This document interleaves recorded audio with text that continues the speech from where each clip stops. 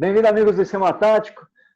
Bem-vindos ao nosso vídeo explicativo, falando sobre a volta do futebol, falando sobre os protocolos do futebol paulista para a volta.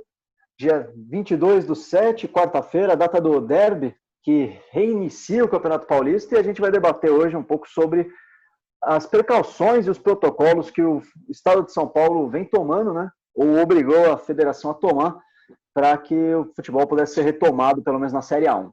E para comentar um pouquinho sobre isso, ele que tem muito mais propriedade do que eu, e vai ser o nosso convidado, por assim dizer, hoje, meu amigo, irmão, santista, né? Um dos únicos não aposentados ainda, Guilherme de Almeida. Gui, por favor, dê a sua introdução aí, se apresente para a galera que já te conhece, né?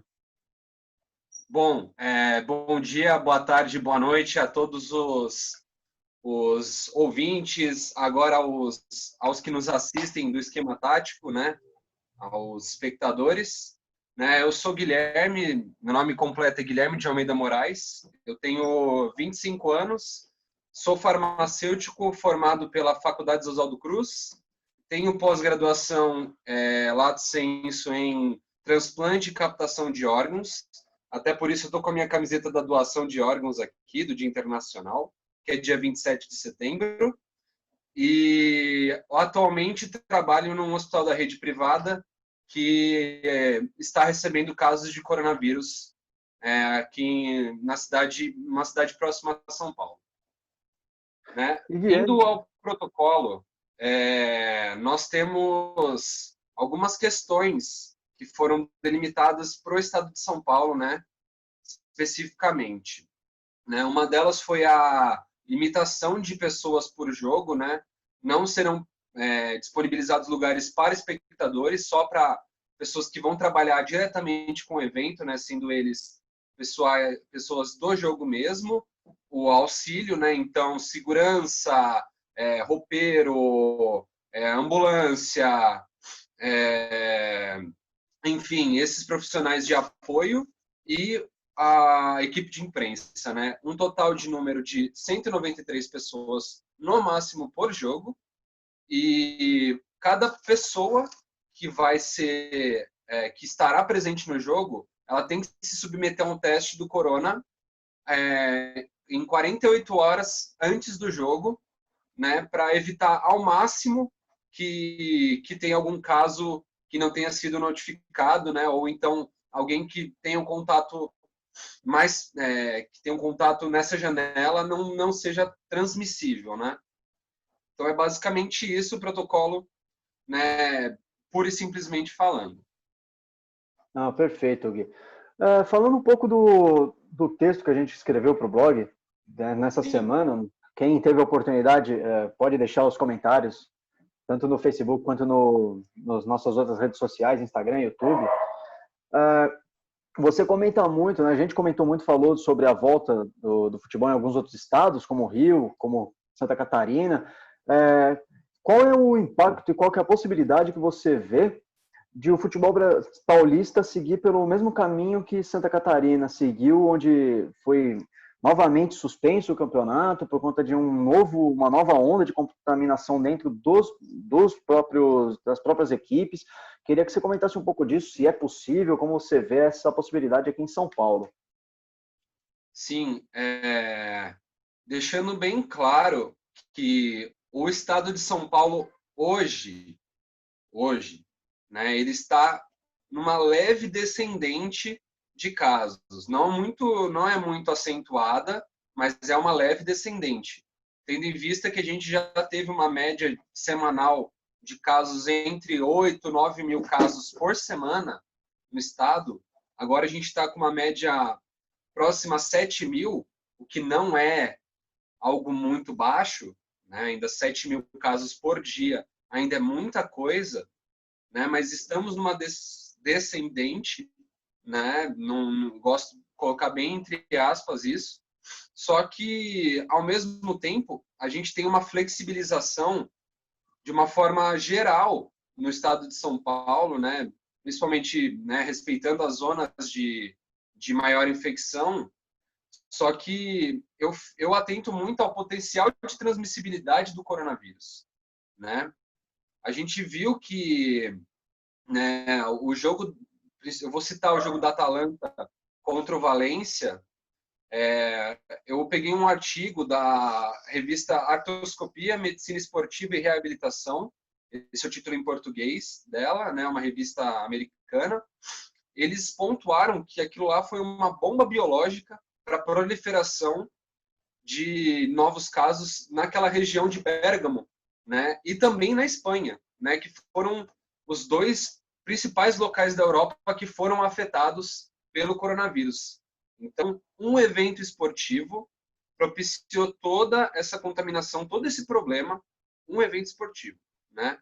Agora, como, né, o futebol está restrito aos atletas, é muito difícil você inibir a proliferação do vírus quando você tem atividades atléticas, esportivas, de contato, né? Falo isso porque já foi comprovado que o vírus ele tem um potencial de ser transmitido em até 10 metros quando você está numa atividade física de alto desempenho, né?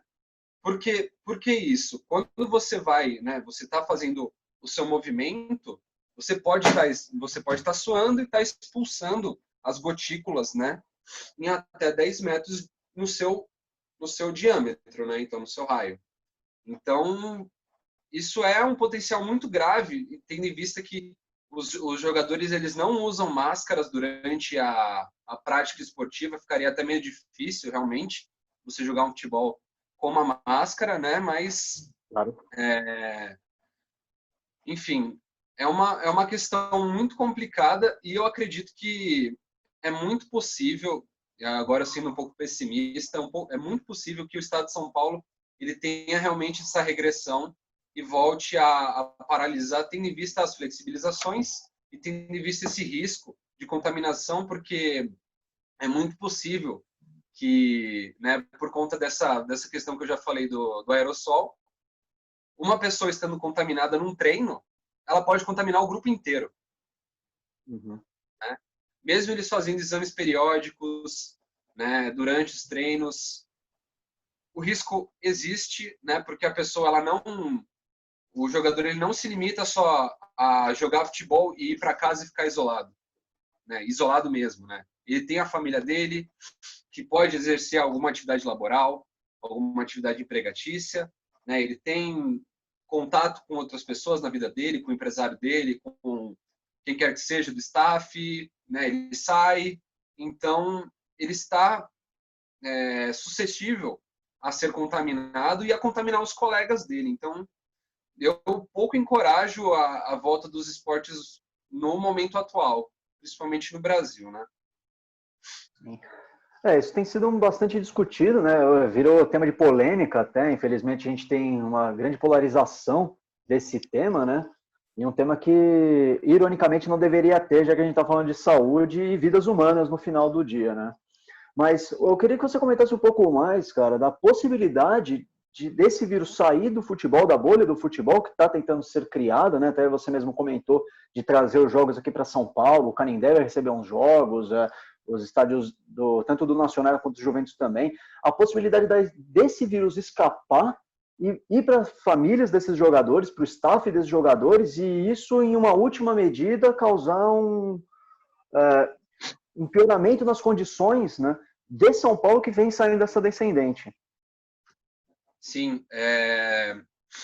Como você tem uma janela imunológica bem comprida para a transmissão, né, de 3 a 14 dias, né, em média, a pessoa fica transmissível, então você traz muitos riscos a atividades coletivas, né? Porque os testes não são feitos de 3 em 3 dias, né? Pelo menos nos centros de treinamento.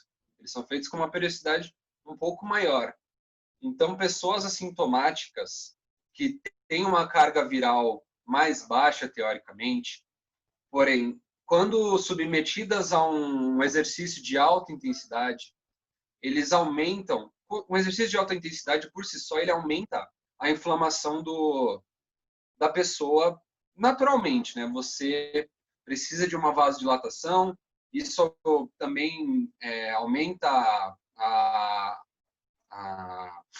a vinda de citocinas inflamatórias, né, que são os mediadores de inflamação, e isso aumenta a carga viral durante o desempenho da atividade esportiva, né? E isso faz com que a pessoa seja um provável contaminante, né, um transmissor entre os atletas, assim. E isso pode trazer sérios problemas, principalmente, né, para o atleta, para a família e para aqueles que convivem com ele, né? Muitos atletas do futebol brasileiro, né, são casados, têm alguns filhos, né? Então moram com a família deles, então se torna muito perigoso essa, né, muito arriscada essa prática esportiva no momento atual. Perfeito. E uma coisa que a gente escuta também muito, né? Foi um mito, acho que hoje já pode se dizer um mito, mas no início da pandemia foi muito divulgado de que o coronavírus ele ataca mais os mais idosos, pessoas que são mais jovens não têm tanta possibilidade de sofrer uma crise tão severa devido ao vírus. E a gente está falando de atletas, né? E eu queria que você falasse um pouquinho também a respeito de se esses atletas realmente não sentiriam tanto a infecção e os sintomas da doença, e se eles estão completamente livres de repente, sofrer uma crise mais severa, até incorrendo a uma morte, eles estão completamente imunes disso, ou isso não existe, cada caso é um caso, e como é que funciona tudo isso? Bom, na saúde, é importante a gente sempre tentar não generalizar as coisas tanto assim, né? Então, vamos partir para os dados de mortes, né? Eu tenho os dados de mortes, cerca de 75% das mortes por coronavírus no Brasil foram com pessoas acima de 60 anos, né? Isso quer dizer que 25% morreram com menos de 60 anos, né? Então, a população jovem não está imune e não está 100%, né, fora da possibilidade de vir a falecer por conta do coronavírus, né? A questão como eles são atletas de alto nível, eles têm uma massa gorda, né? Uma massa calórica mais reduzida, né? Eles têm um pouco mais de massa magra. Isso ajuda a não trazer potenciais riscos, né? Visto que a obesidade é um fator de risco, né? Como não tem jogador obeso, já cortamos esse ponto. Porém, a gente tem que se atentar aos riscos cardiovasculares, né? E os riscos pulmonares, né? Principalmente dos atletas, assim, né? Tendo em vista que uma das principais causas de morte por atletas são as miocardites, né? São as doenças relacionadas ao coração, né? A gente pode lembrar de alguns casos emblemáticos, né? Aquele jogador do São Caetano que faleceu de parada cardíaca, né, em 2004. Muitos outros jogadores que vieram a falecer durante jogos por conta de paradas cardíacas. E isso é uma coisa que está sendo estudada. Ainda não foi comprovada uma relação entre o coronavírus e o desenvolvimento de problemas cardíacos em jogadores. Porém, a gente tem todo esse cuidado, né? Tendo em vista desse primeiro dado que eu passei. E um artigo que eu também cheguei a ler, né, da revista European Health Journal, né, uma revista europeia de saúde. Eles pontuaram que os coronavírus antigos, né, a MERS e o SARS, né, eles tinham relação direta com problemas cardiovasculares. Então, a gente não pode sobrepor, né, porque você não tem como ter certeza de nada, né, sem uma comprovação científica, né, sem estudos robustos com muitos pacientes, não dá para você afirmar nada, mas, no mínimo, deve-se ter um sinal de alerta em relação a essas doenças cardiovasculares e as doenças pulmonares, né? Entendi. Então, nesse caso, o histórico de atleta não necessariamente te exime de nenhum risco, né? Não, não. Perfeito.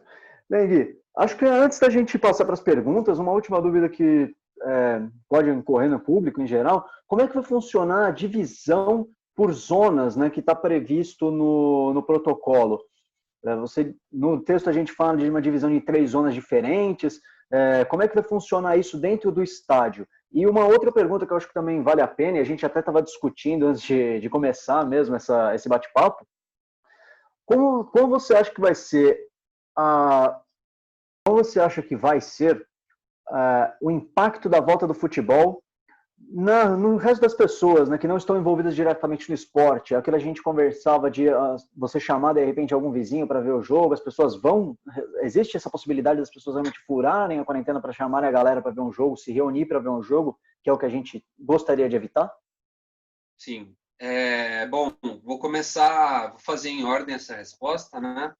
Primeiro que no evento do jogo, né, como eu falei, o máximo de pessoas são 193, eles estão divididos em 3 zonas, que seriam a primeira zona, que é a azul, que aí diz respeito àqueles que estão, né, prestando uma assistência direta ao jogo, né, os jogadores, comissão técnica, banco de reservas. Essa é a zona azul. A zona vermelha, que é aqueles profissionais de apoio, né? Então, seguranças, paramédicos, ambulâncias, né? Enfim, os profissionais de apoio ao evento. E, por último, a zona amarela, que é a parte da imprensa, né? Essa é a divisão dentro do estádio, cada um, né, com uma medida de proteção, né, diferente, né? Até porque eles vão ficar em zonas do estádio diferente, então, né, a questão do isolamento, do distanciamento, né, principalmente na questão do banco de reservas, né, os jogadores não sentarem próximos, ficarem de máscaras enquanto estão fora da atividade do jogo propriamente dita, né, aqueles que não estão participando efetivamente do jogo estarem de máscara, né, todo mundo fazendo higienização das mãos com frequência, né, isso tudo é bem encorajado, né? Agora, partindo para a questão, né, das aglomerações, bem, hoje é um dia que temos um clássico, né? Hoje, dia 22/7, a gente tem um clássico derby paulista, né? Que vocês pontuaram, né? A gente pontuou que é um grande clássico de renome até internacional, né? Então, a gente tem que ter muito cuidado com isso, porque as pessoas elas vão se aglomerar para ver o jogo, né? Infelizmente,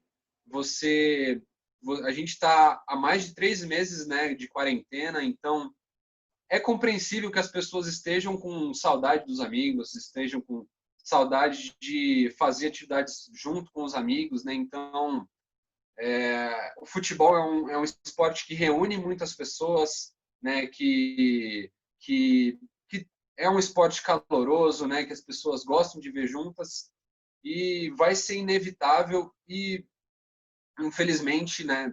As pessoas se abraçam, né? Quando algum time faz gol, as pessoas estarão torcendo juntas, então provavelmente vai ter um petisco, vai ter uma bebida que vai todo mundo estar consumindo. Isso traz um potencial de contaminação muito grande e isso pode ser uma coisa que traga muitos problemas, né? A gente vai ver esse reflexo, né? Como a gente sempre vê nas questões de prolongamento de quarentena, enfim, daqui a 14 dias, que é quando os casos vão estar chegando aos hospitais, né? As notificações dos casos diretamente, né? Nos hospitais, no caso. Entendi. São pontos que, infelizmente, só mais para frente a gente vai ter real noção, né, do que aconteceu. Porém, já para a gente não se alongar tanto, né, para não ficar um vídeo tão longo, vamos passar para as perguntas. A gente tivemos algumas perguntas que a gente pediu para vocês colocarem nas nossas redes sociais, Facebook, Instagram, e a gente separou algumas aqui. Vou começar com essa do Gabriel Suzukayama. Assisti ao jogo do Paris com a torcida e me perguntei, quando isso irá acontecer no Brasil? Bom, Gabriel, obrigado pela sua pergunta. Eu acredito que no Brasil, infelizmente, por questão da gente ainda estar com os números muito elevados, a gente teve ontem um número notificado de mais de 40 mil pessoas, né, no Brasil inteiro, mais de 6 mil pessoas no estado de São Paulo. Né? Isso em relação à França, a gente está muito distante, tendo em vista que o pico máximo de casos da França num dia foi de um pouco mais de 7 mil. Né? Isso a gente teve quase isso ontem no estado de São Paulo. Né? Então, se a gente pegar em relação ao Brasil, é astronômica a diferença entre Brasil e França. Né? E no momento, a França tem menos de 1.000 casos notificados diariamente. O último número que eu tenho deles é de 690 casos no dia 19. Né? Depois disso, eu não encontrei o número de notificações. Então, a gente tem uma disparidade muito grande em relação ao número de casos com relação à França. Então, eu não queria dizer isso, né? Não me é legal, porque eu queria ir no estádio, eu gosto muito de ir no estádio, mas eu acredito que o Brasil só vai conseguir ter torcedores no estádio efetivamente quando a gente tiver a vacina disponível para toda a população. Né? Isso eu não vou fazer uma estimativa, porque esse número vem mudando muito nos últimos dias e qualquer estimativa que eu der agora pode estar errado daqui a uma semana. Perfeito. Uma outra pergunta que a gente tem aqui do Guilherme Antunes. Quais os riscos aqueles atletas que já pegaram corona anteriormente têm ao praticar os exercícios de alta intensidade? Perfeito. Guilherme, assim como eu, meu xará, nesse mesmo artigo do European Health Journal, eles pontuaram os riscos cardíacos, né, de uma pessoa que se submeta a esportes de alto nível, né, e que já foi contaminada previamente com o coronavírus. Né? Ele pontua a questão, né, dos outros coronavírus terem uma relação direta com danos cardiovasculares, né, com danos no miocárdio, né, e ele faz um alerta, né, para os atletas que vão se submeter a atividades físicas de alta intensidade. Né? Eles colocam uma propedêutica muito importante para, né, a propedêutica é a ciência que delimita os passos da medicina. Né? Então, dependendo das respostas sim ou não, eles vão te guiando para um certo encaminhamento, né, para um certo diagnóstico, para um certo cuidado. Né? Então, pessoas que não tiveram sintomas no coronavírus, propriamente ditos, elas, após 14 dias da infecção, elas podem retornar às atividades físicas, né, mas estando sempre atentos aos exames cardíacos. Né? Os atletas dos clubes, eles fazem exames periódicos para ver realmente essa questão da saúde como um todo, não só, né, eles simplesmente estarem se sentindo bem fisicamente, eles fazem exames periódicos, e é sempre importante a gente estar atento aos exames cardiovasculares deles. Né?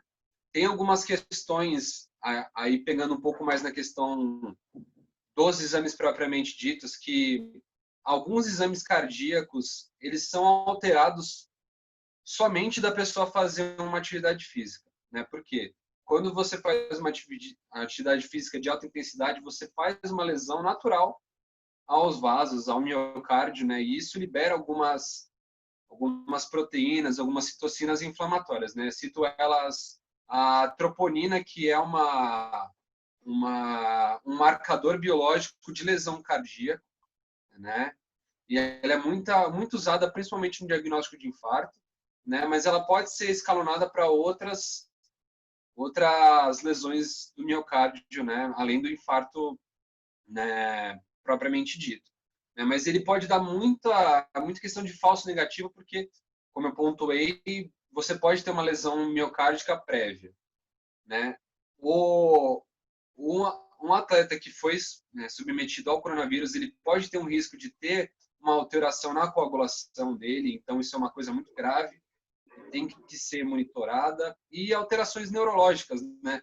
A gente vê que muitas pessoas têm alterações de paladar, alterações de olfato, né? Alguns casos relatados de depressão, de fobias, já foram associadas ao coronavírus. Então, né, uma baixa na questão cognitiva, então a pessoa perdeu um pouco essa questão do raciocínio, né, nos períodos próximos à infecção. Então, tudo deve ser olhado muito caso a caso, né? Cada atleta, né, vê o risco dele mesmo de executar a atividade física e ele também, né, contar com um bom senso das equipes, né? Pô, o cara teve um caso de coronavírus que foi grave. Ele ficou bem doente, não precisou ser internado, mas ficou muito mal, teve sintomas graves, teve febre alta, teve, né, ficou acamado, teve uma baixa na disposição física, né? Ele ficou 14 dias isolados, então ele não se submeteu a atividades físicas por 14 dias. Será que se ele ter um retorno abrupto de atividade física, será que ele não vai ter um problema de sobrecarga, né, dos sistemas dele, no sistema cardiovascular principalmente? A gente não sabe, a gente não tem dados suficientes sobre isso. Então a gente não pode afirmar nada com muita certeza. A gente tem que, né, como eu já pontuei, sempre olhar caso a caso. Perfeito. Uma outra pergunta que a gente recebeu do Nathan Freitas: qual o risco de contaminação dos envolvidos nos jogos? Certo. Obrigado, Nathan, pela pergunta. Como eu já pontuei, a gente tem a questão dos aerossóis, que são dispersados em até 10 metros de distância. Então, aqueles jogadores que estão praticando a atividade do jogo, eles estão propícios, se alguém está contaminado, eles estão propícios a todos aqueles envolvidos a serem contaminados, tendo em vista que ninguém está usando equipamento de proteção individual, todos estão em contato com secreções, né, o suor principalmente, né, o suor é uma secreção, né, e mesmo a única coisa que restringe essa possibilidade é a questão dos testes 48 horas antes do jogo, né? Esse protocolo foi feito seguindo, né, as diretrizes internacionais de saúde, né, as recomendações, né, dos órgãos de saúde, né, estaduais, municipais, federais e internacionais, e eles minimizam ao máximo o risco de contaminação, mas eles não zeram, eles minimizam, né? Então, mesmo com tudo isso, ainda há a possibilidade de haver uma contaminação, infelizmente. Perfeito.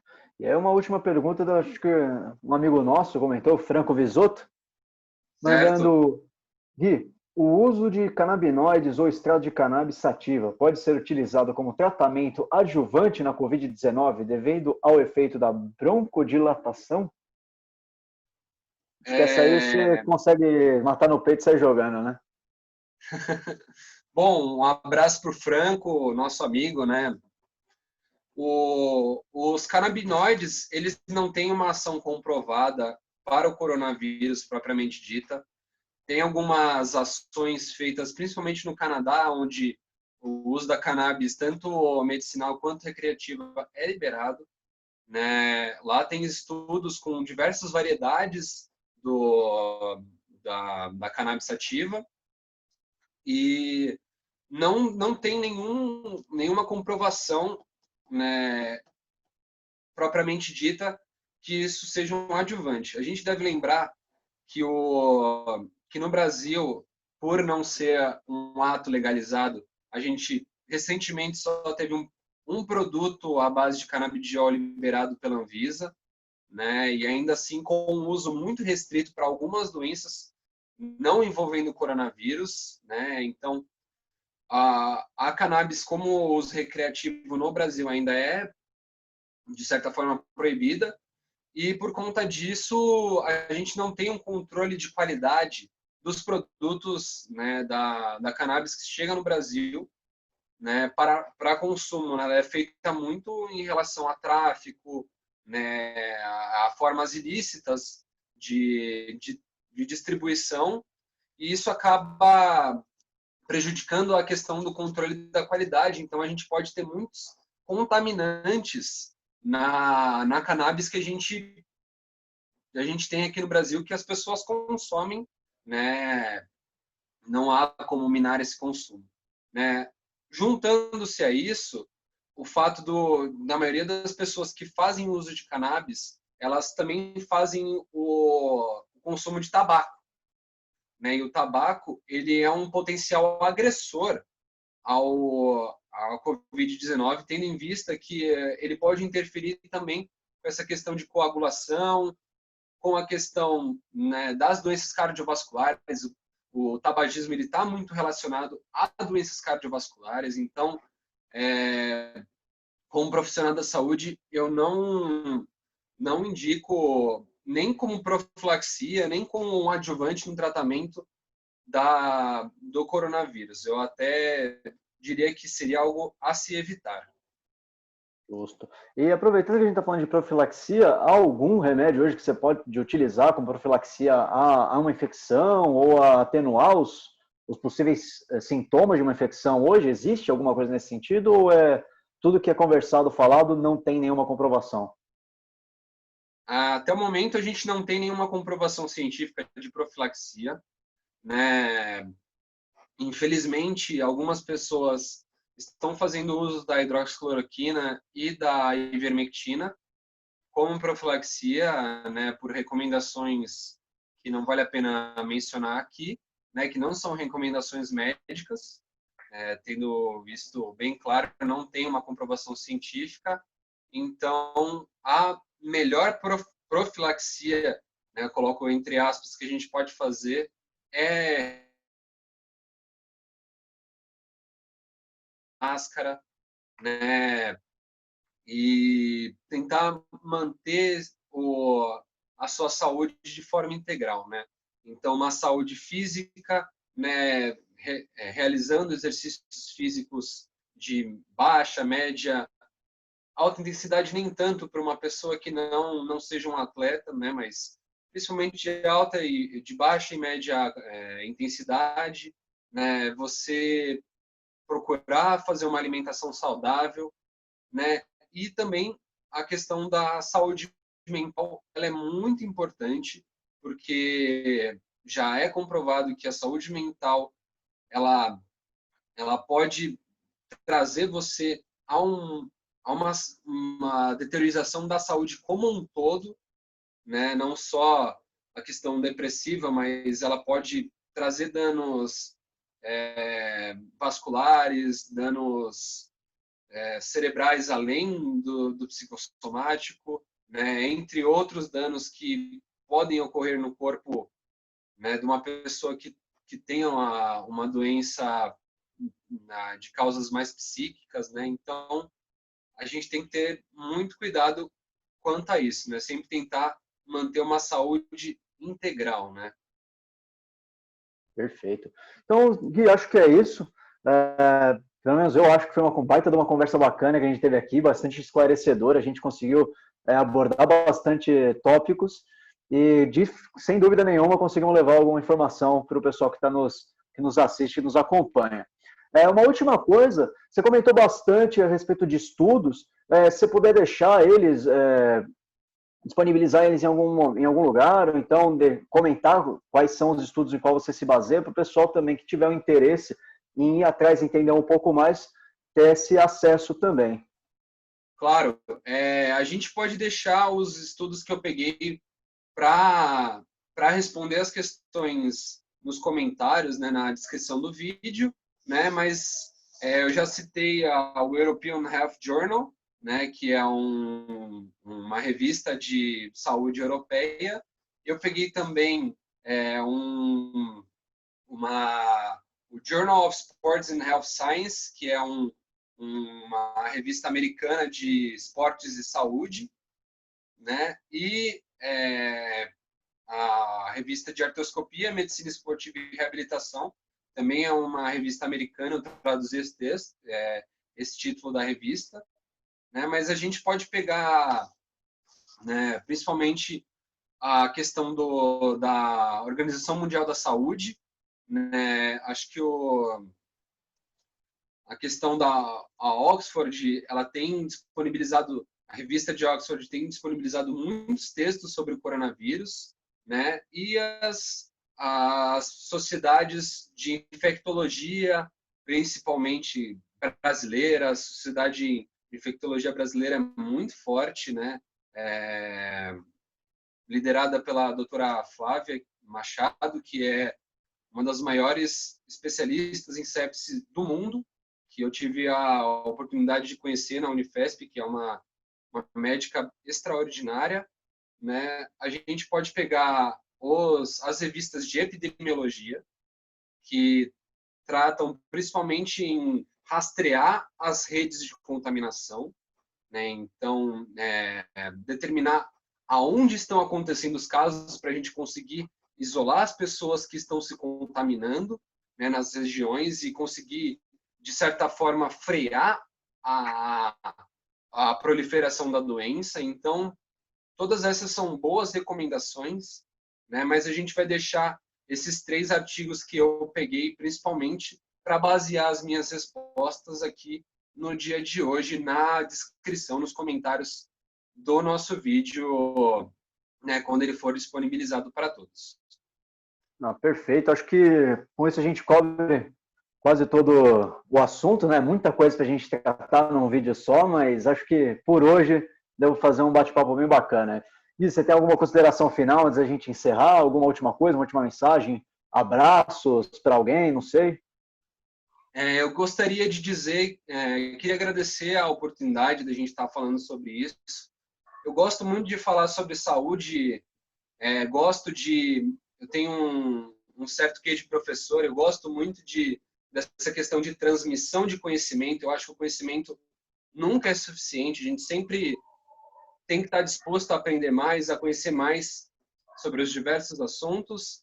E também, caso eu tenha falado alguma questão que meus colegas de saúde não concordem ou tenham evidências científicas superiores à que eu trouxe, por favor, venham conversar com a gente, porque a ciência, ela não é uma coisa factoide, ela não é uma coisa 100% correta, né? A ciência é uma coisa mutável, é uma coisa que está em evolução a todo momento, por isso que eu amo tanto, né? Porque a gente não tem muitas verdades absolutas na ciência, a gente sempre tem adaptações, a gente sempre tem melhorias, né? E tudo isso é feito em prol da qualidade da assistência em saúde, em prol da melhoria da vida das pessoas.